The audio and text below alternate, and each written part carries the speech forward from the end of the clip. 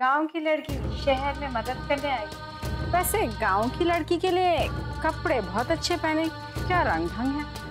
क्या करें, नकल करने वालों का तो जमाना है और अपने से बड़ों की नकल करके हर कोई उसकी जगह लेना चाहता है, फिर चाहे वो उसके लायक हो या ना हो।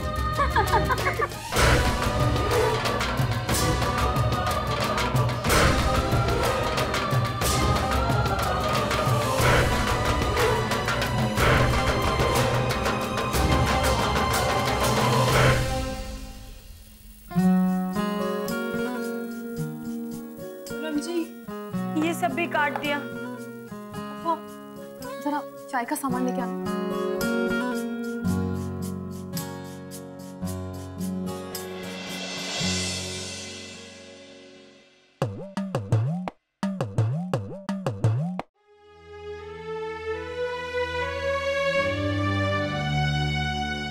वैसे तुम्हें पता है अभी त्योहारों का समय आ रहा है। मैंने तो अभी से ही खरीदारी शुरू कर दी है।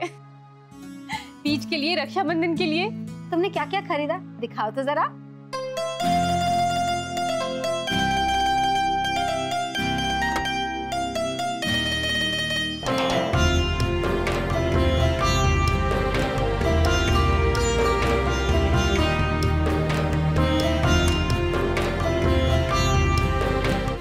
अरे वाह, तूने तो बहुत खरीदारी कर ली है। लगता है तेरे वो मना नहीं करते किसी चीज के लिए। ऐसे कैसे मना कर देंगे?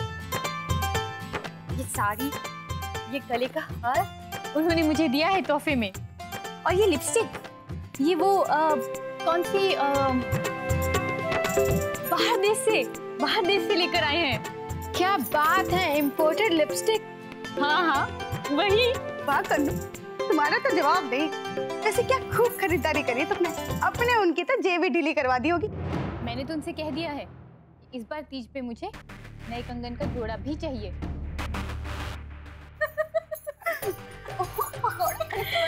वाह वाह वाह, क्या बात है। सच्ची और कल्लू, तेरी तो अपने ससुराल में भी ऐश है।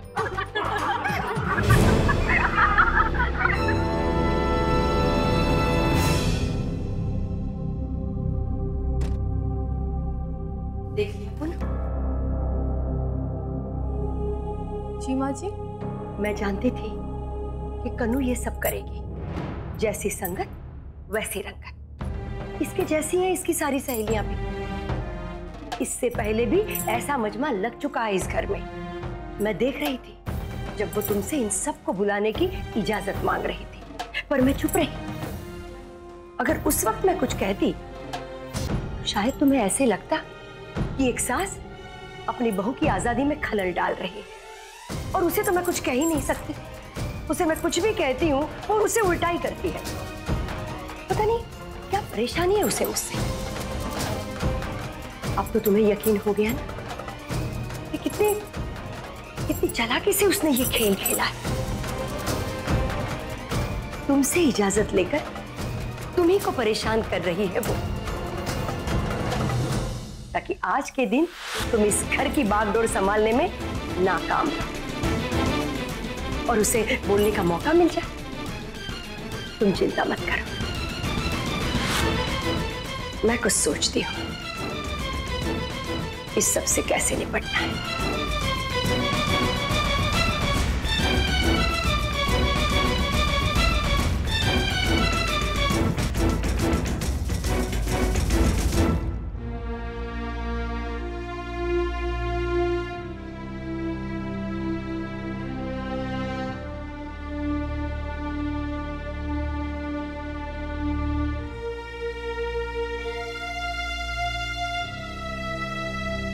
अच्छा तुम जरा वो, हम सोच रहे थे कि आप सब पूजा में भी शामिल हो जाते। सावन का महीना शुरू हो गया है तो घर में भगवान शिव जी की पूजा रखे हैं। आइए।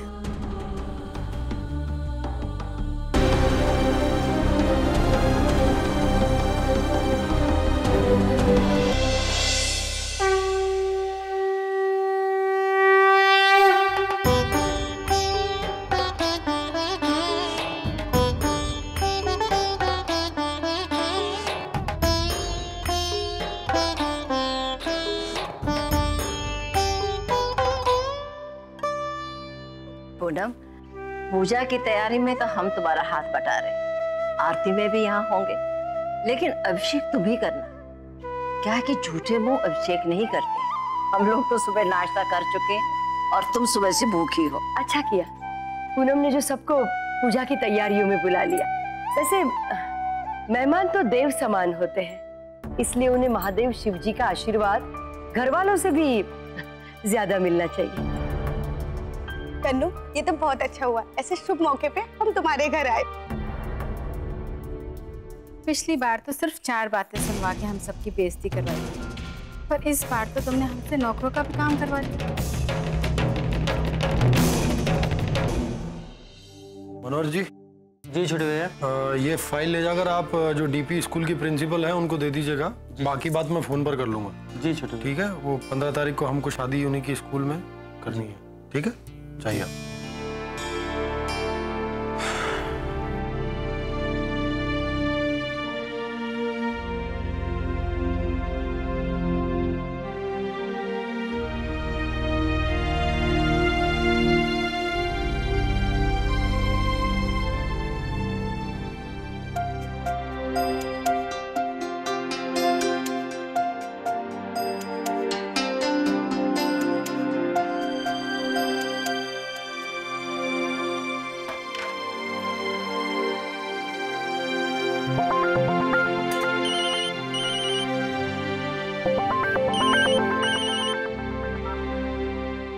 हेलो पूनम जी, वो क्या बात है? कुछ नहीं पूनम जी, मैंने बस यूं ही फोन किया ये पूछने के लिए कि वहां सब ठीक है ना। हाँ, सब ठीक है। आपने खाना खाया कि नहीं पूनम जी? वो मैं इसलिए पूछ रहा था क्योंकि सारे दिन इतना काम कर रही होंगी तो फुर्सत कहाँ मिली होगी आपको खाना खाने की। हाँ, बस अभी अभी खाना खाकर उठे थे कि आपका फोन आ गया। पूनम जी, मैं आपसे एक बात पूछना चाह रहा था। हाँ, पूछिए। पूनम जी, वो मैं ये पूछना चाह रहा था कि आपको कैसा लग रहा है आज? मेरा मतलब है कि आज आपने पूरे घर की जिम्मेदारी ली है, इतना काम आपको करना पड़ रहा है, तो आपको कोई परेशानी तो नहीं है ना? नहीं नहीं, ऐसी कोई बात नहीं है, और हम ये सब काम समझ के थोड़ी ना कर रहे हैं। बस इस घर के प्रति माँ जी की भावनाओं को समझते हुए हम उनकी मदद कर रहे हैं। इसका मतलब आपको भी ये घर अपना सा लगने लगा है।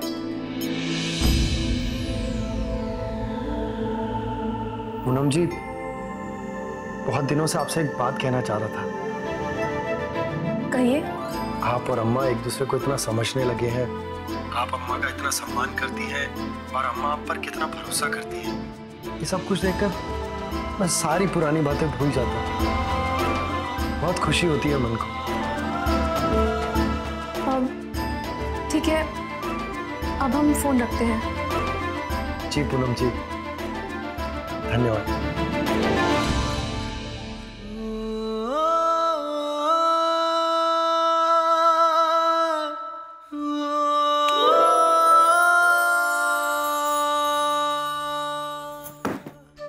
एक दिन में पूरे हफ्ते भर का काम करा लिया आज। आ जाती है निठल्ली स्टूपिड्स फ्री की दावत खाने के लिए। सेवा करने के लिए मैं हूं ना रानी रानी।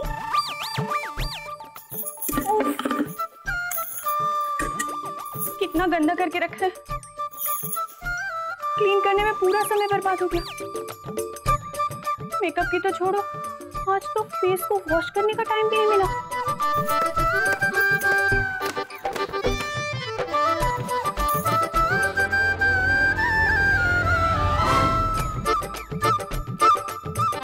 मेरे चेहरे के तो 12 बज रहे हैं। ये मेरा चेहरा है या किसी और का?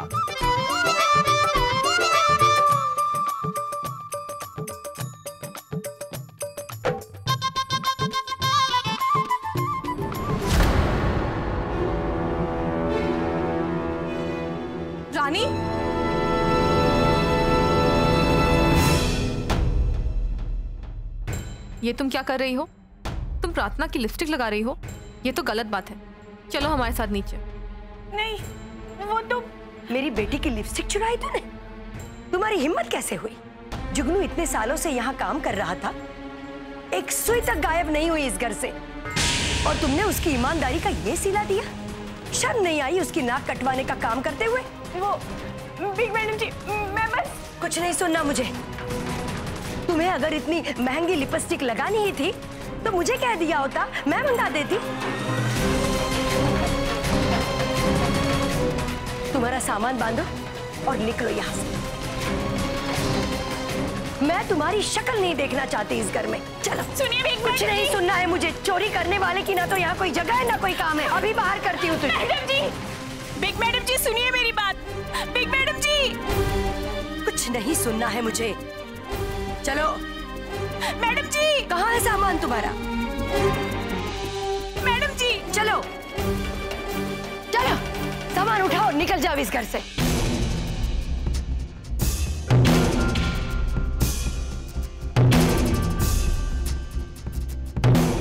क्या किया इसने? प्रार्थना के कमरे में चोरी करके लिपस्टिक लगा रही थी उसकी।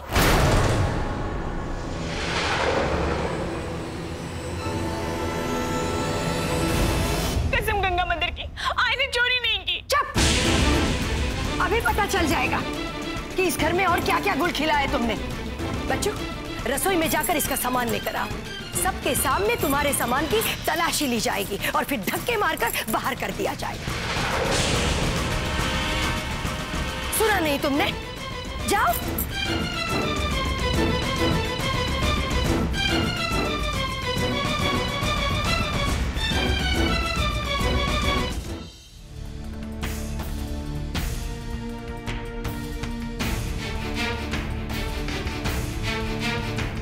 नहीं, सबके सामने मेरे सामान की तलाशी मत लीजिए।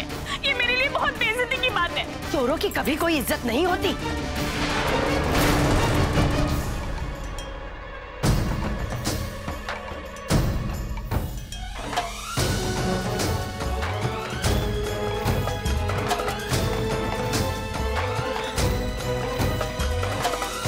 इतनी महंगी महंगी चीजें तुम्हारे पास कहां से आई? किस किस कमरों में हाथ साफ किया है तुमने? बताओ। आई ने चोरी नहीं की बिग मैडम जी, ये सामान हमें जय जी ने लाके दिया है।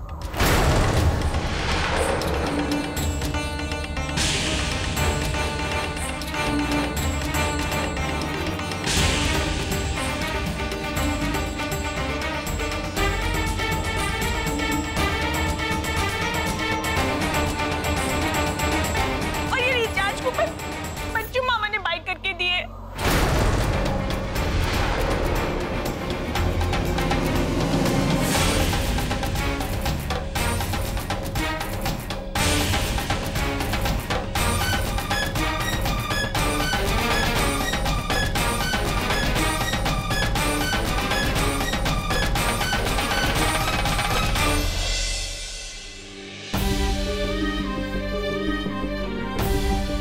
तुम हमारे घर में इसलिए घुसे कि तुम हमारे ही घर के मर्दों को बदनाम कर सको?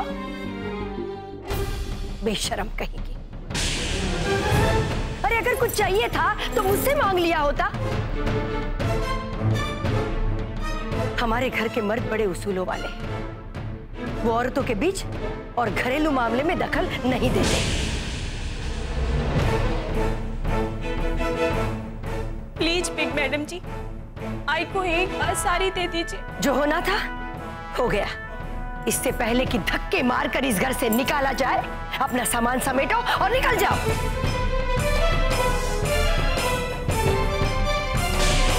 तुमने आज मेरा बहुत दिल दुखाया है बच्चों। दीदिया, तुम्हारी इज्जत के लिए तो मैं अपनी जान दे सकता हूँ।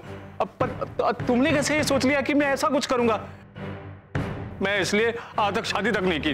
अगर मुझे यही सब करना होता तो मैं तुमसे कह के अपनी शादी ना करवा लेता। दीदिया, यकीन करिए, ये रानी के लिए ना तो मेरे दिल में कुछ है ना तो मेरे दिमाग में। मैंने तो इंसानियत के नाते इसकी मदद कर दी थी, वो भी एक दो बार, क्योंकि ये तो एक तो अपनी जुगनू की रिश्तेदार है और ऊपर से दूर अपने घर से यहाँ। मैंने सोचा इसके मोबाइल में पैसे रहेंगे, कम से कम अपने घर वालों से बात तो कर लेगी। लेकिन भलाई का तो जमाना ही नहीं है।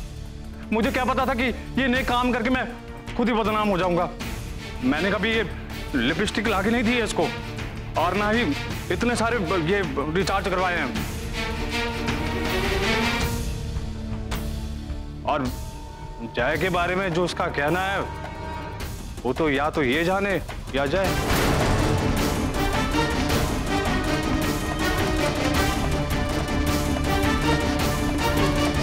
राम कसम मैं सच बोल रहा हूं, मेरा भरोसा कीजिए, मैंने ऐसा कुछ नहीं किया है।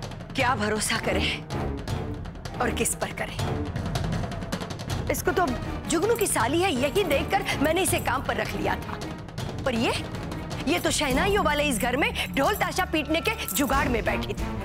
इसने सोचा कि इस घर के भोले भाले मर्दों को अपना लल्लो चप्पो दिखाकर पैसे ऐठेगी, ऐश करेगी। मेरे रहते हुए इस घर में ऐसा कभी भी नहीं हो सकता।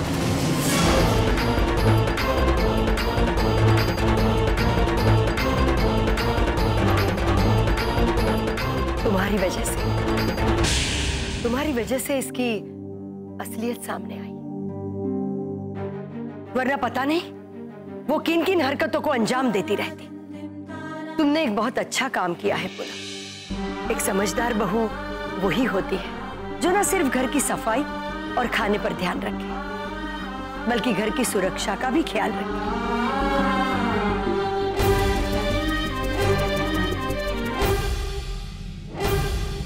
तुम गई नहीं अभी तक? जाती क्यों नहीं? जो होना था हो चुका, अब तुम्हारी इस घर में कोई जगह नहीं है, निकलो यहां से। मैं जानबूझकर अपने पैरों पर कुल्हाड़ी नहीं मार सकती। मेरे को माफ कर दीजिए बिग मैडम जी, मुझसे बहुत बड़ी गलती हो गई। तुम्हारे लिए कोई माफी नहीं।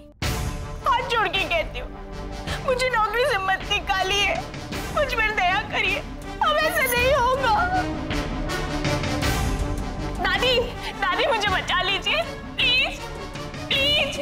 पूनम जी मुझे बचा लीजिए। पूनम जी, गलती से मुझसे मिस्टेक हो गया, कसम गंगा मदर की। मेरे को बचपन से मेकअप का शौक था, लेकिन मैं बुआ अपना शौक नहीं पूरा कर पाई, इसीलिए मैंने जय जी और बच्चू मामा जी को आस्क किया। उन्होंने मुझ गरीब नौकर की मदद की, मैंने उनका फायदा उठाया। मुझे लालच आ गया था। पूनम जी मेरे को बचा लीजिए, पूनम जी।